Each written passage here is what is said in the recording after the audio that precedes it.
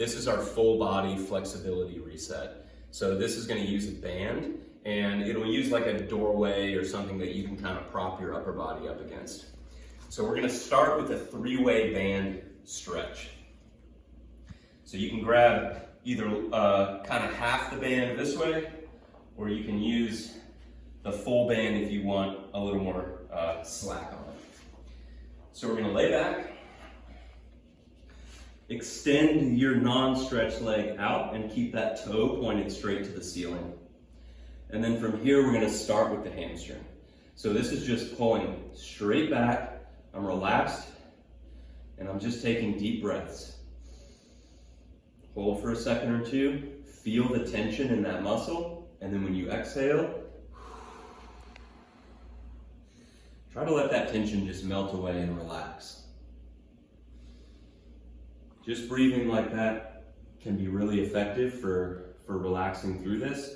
You can also slightly bend or just kind of unlock and then push through that knee.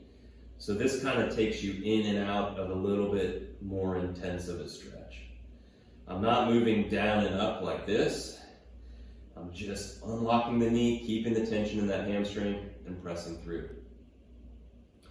Next, we're going to go into the glute. So I'm going to bring both strands of the band into my opposite hand. So my left leg is being stretched.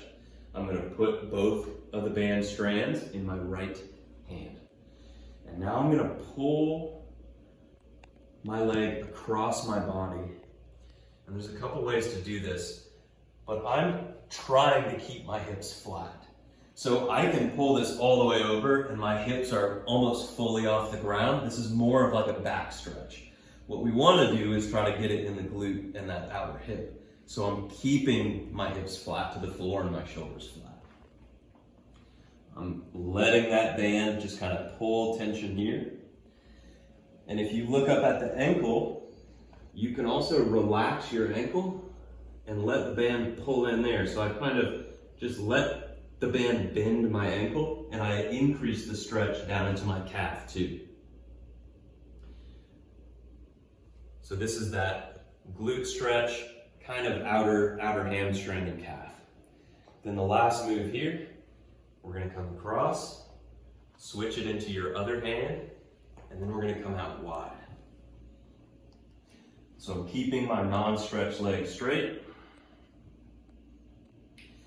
And step one, if I have the flexibility, then my foot can come all the way down to the ground, or pretty close.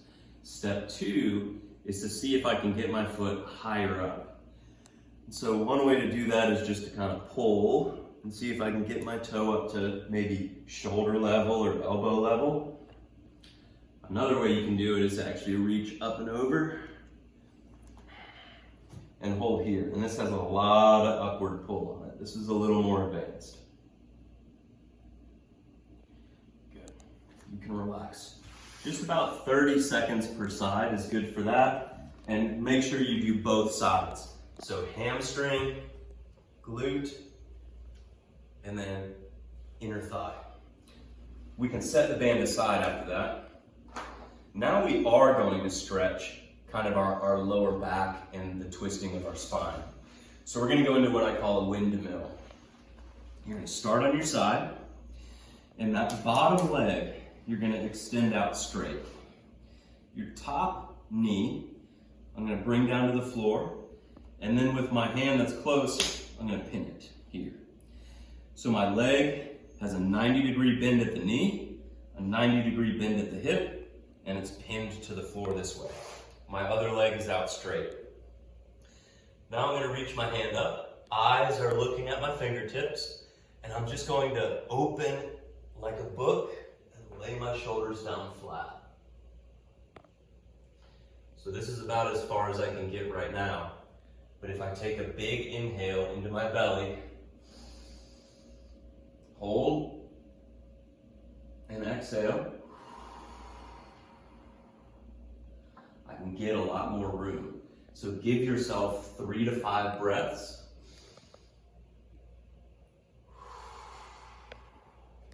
And as you exhale, just let that tension melt away. After about 3 to 5 breaths, maybe 30 seconds, you can switch to the other side and just make sure here.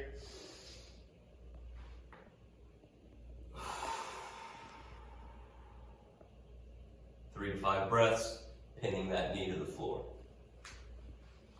The last 2 movements here, we're going to go into just kind of a hip flexor stretch. So for this one, you're going to kneel.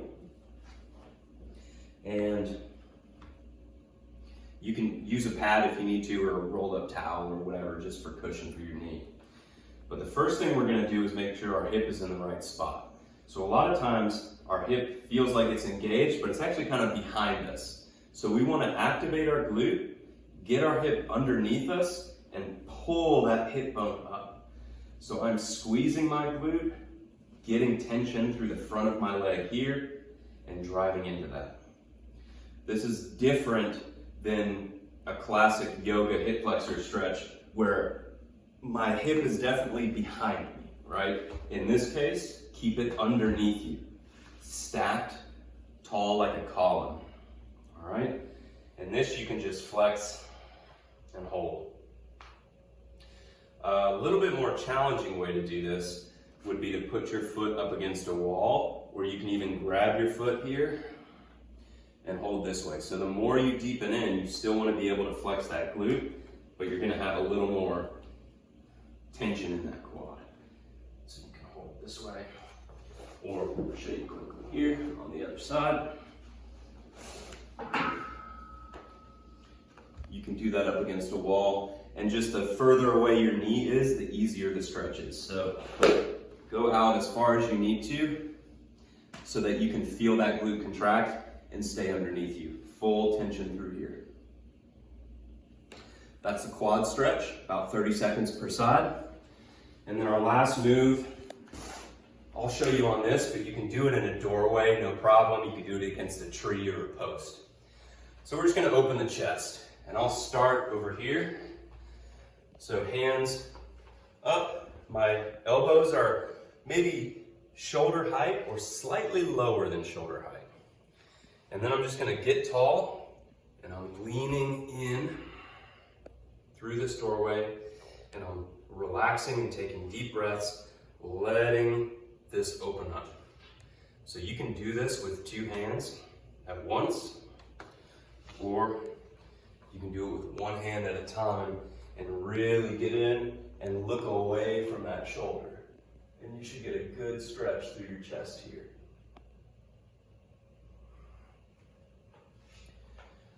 Those are our full body flexibility resets.